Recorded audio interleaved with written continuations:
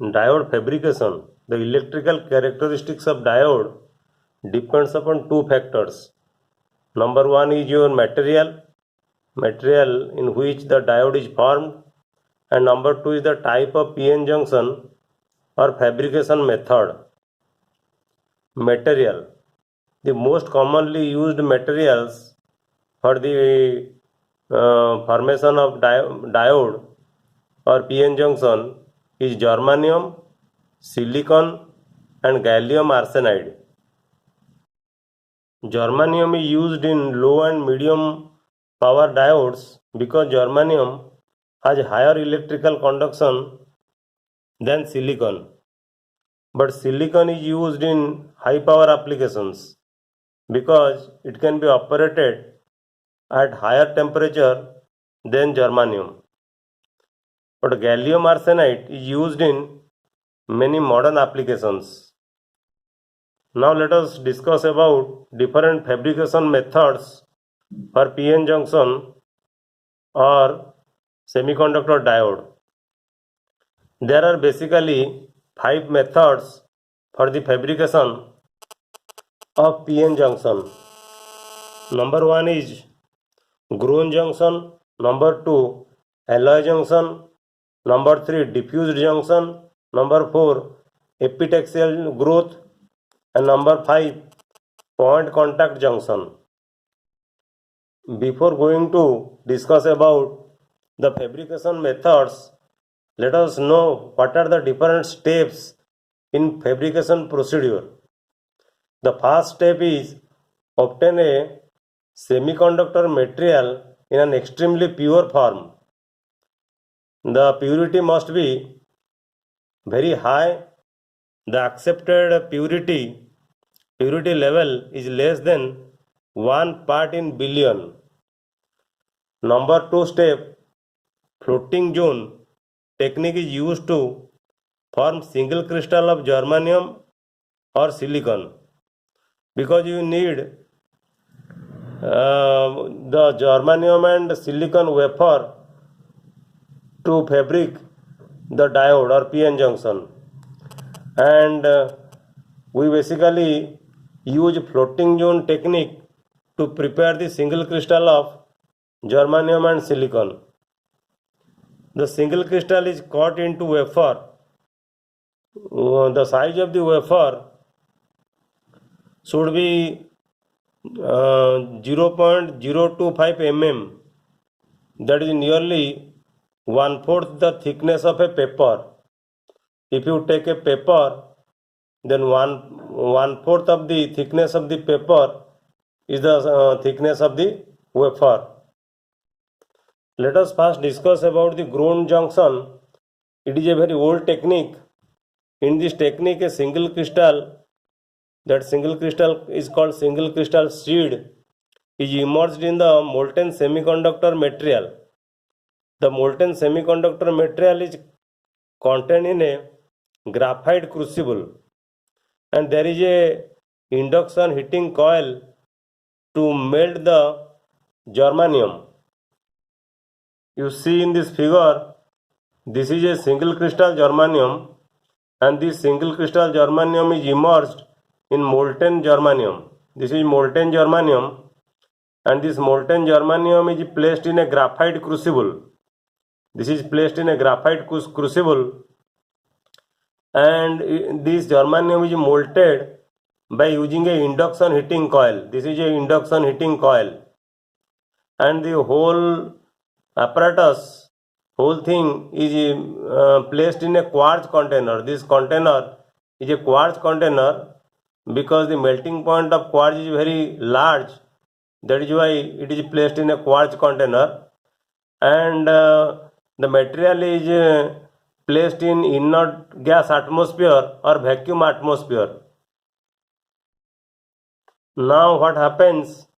By the help of a rotating pulling rod, this is a rotating pulling rod. By the help of a rotating pulling rod, you take out the single crystal of germanium. When you take out the single crystal of germanium, you put here the impurities of p-type and n-type impurities. So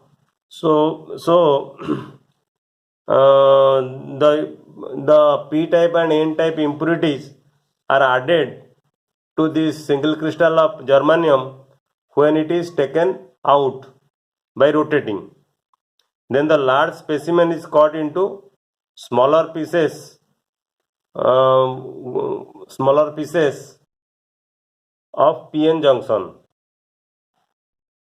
The next fabrication method is the alloy junction method.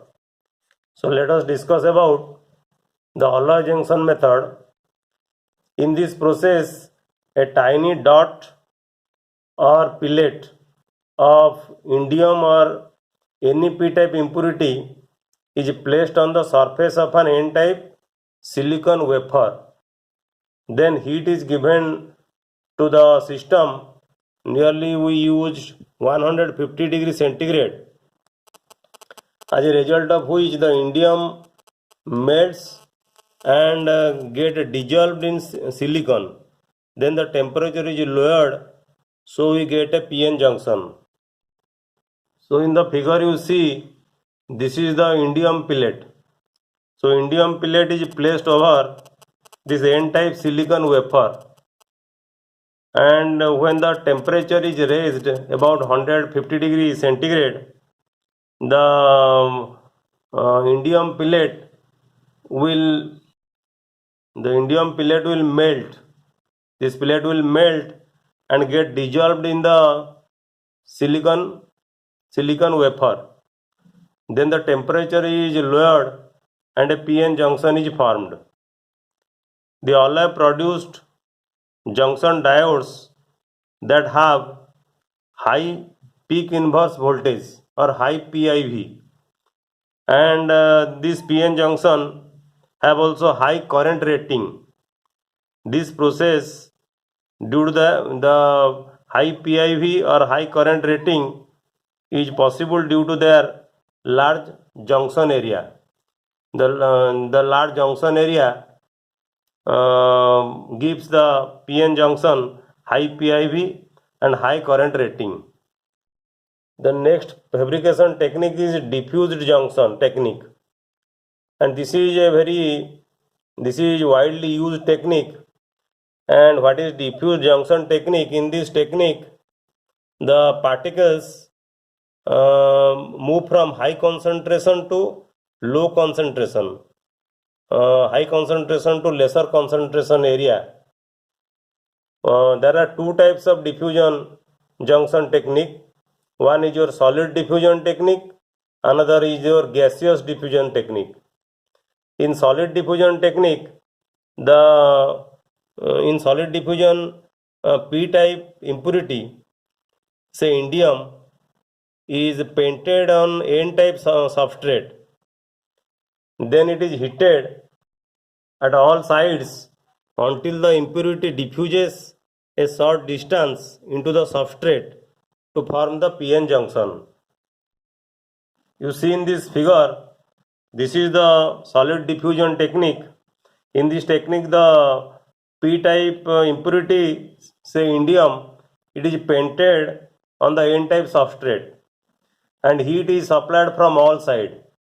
When heat is given, this impurity or the indium diffuses to a short distance into the substrate, and a PN junction is formed. You see, a PN junction is formed, and this PN junction, at the PN junction, metal contacts are electroplated. On both sides of the PN junction, metal contacts are electroplated on the surface of the PN junction region for connecting leads.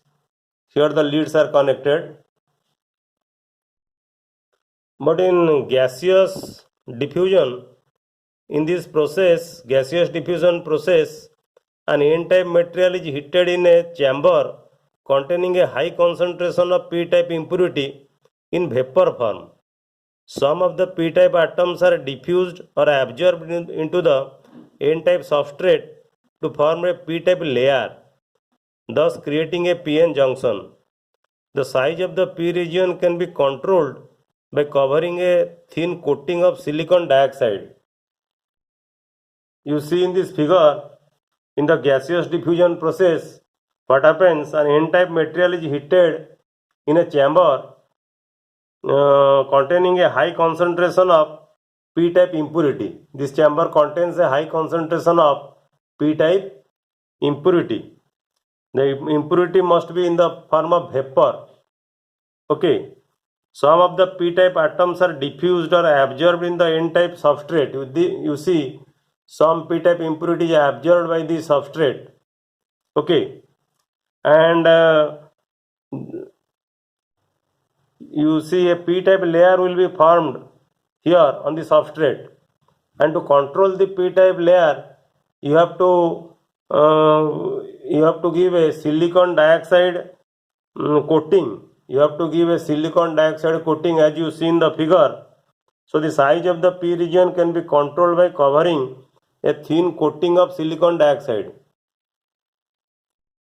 Then as you see on the both side of P side and N side, you have metal contacts by using electroplating method, and the metal contacts are connected to the connecting leads. The diffusion process takes more time than alloy process, but is relatively cheaper and more accurately controllable. The diffusion technique enables simultaneous fabrication of many hundreds of diodes on one small disk of semiconducting material. That is why it is the most frequently used technique not only for the manufacture of semiconductor diodes but also for production of transistors and integrated circuits. So in case of diodes, transistors and integrated circuits, we used gaseous diffusion technique nowadays. The next technique is your epitaxial junction technique.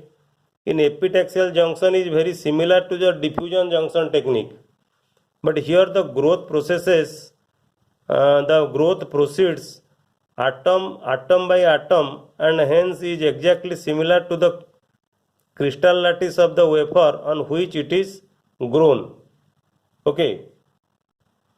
So here the growth occurs atom by atom. That means the structure of the impurity is very similar to the structure of the wafer.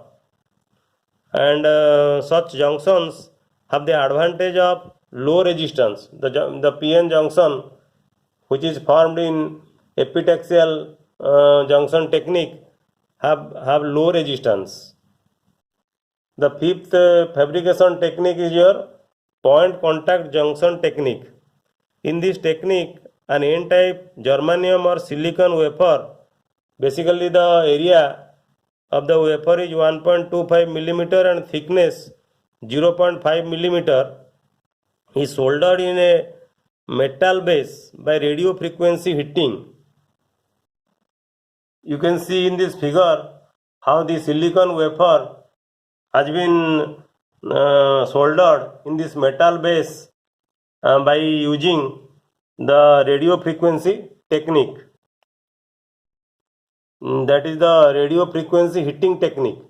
This silicon wafer has been soldered in the metal base by using radio frequency heating technique.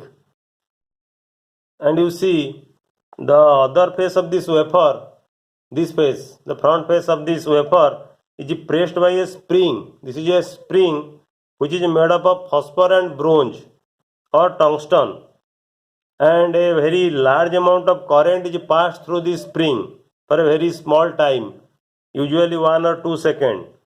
So a large amount of heat is produced. So due to this large amount of production of heat at this point of contact, the electrons from the atoms at the point of contact go away or leave the surface of this substrate, and a hole is produced. This small region of N-type material is consequently converted into P-type material. So in this way PN junction is formed. And you see all the apparatus is enclosed in a ceramic or glass envelope. So in this figure we can see how by heating technique electrons come out and a hole is produced here. So a p-type semiconductor and n-type semiconductor, this will constitute a p-n junction. So the other face of the wafer is pressed by a spring made up of phosphor, bronze or tungsten using a large current for 1 or 2 seconds. The heat so produced drives away some of the electrons from the atoms at the point of contact, leaving holes behind.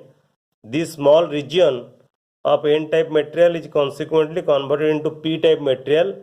In this way, a p-n junction is formed. So these are all various diode fabrication techniques we used. Thank you.